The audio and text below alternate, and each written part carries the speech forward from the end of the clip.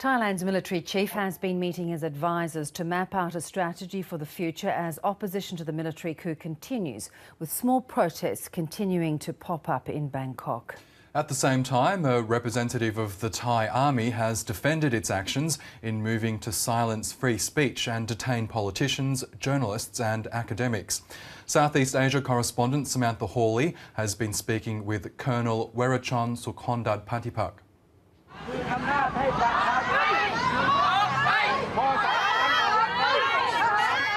The message that I want to get across here is what we are doing, what the military, the army in particular, doing now is not an attack on the democracy.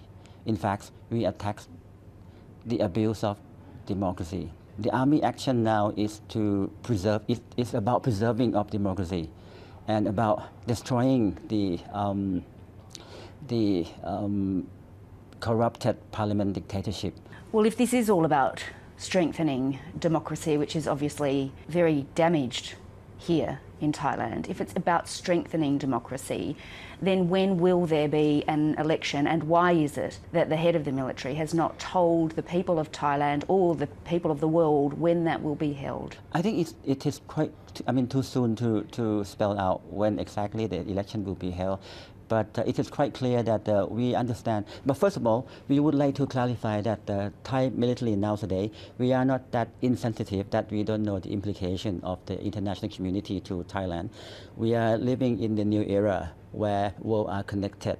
And of course, relationship with our friends is very important. We value all relationship with our friends.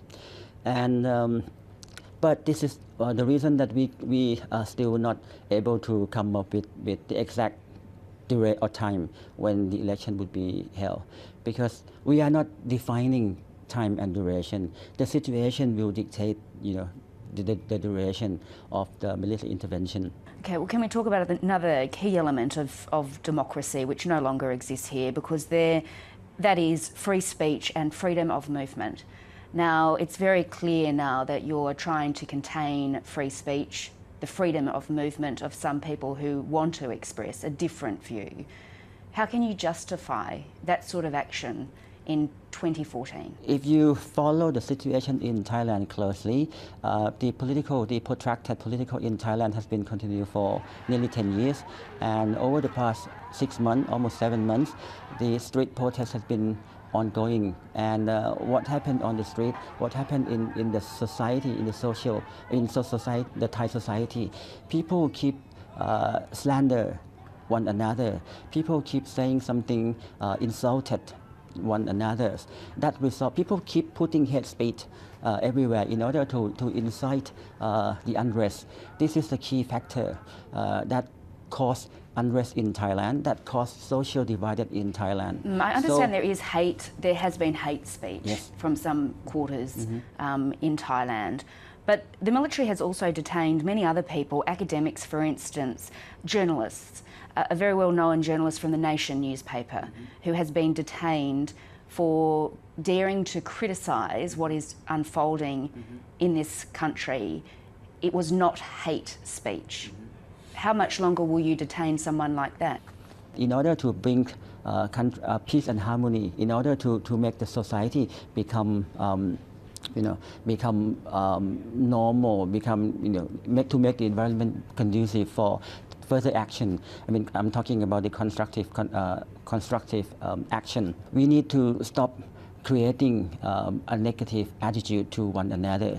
And for those who've been detained, as you mentioned, we have a clear evidence that their idea, their comment has made the work of the National Council for Peace and Order become more difficult, and that would create a division in the society in Thailand. This is just the early step that we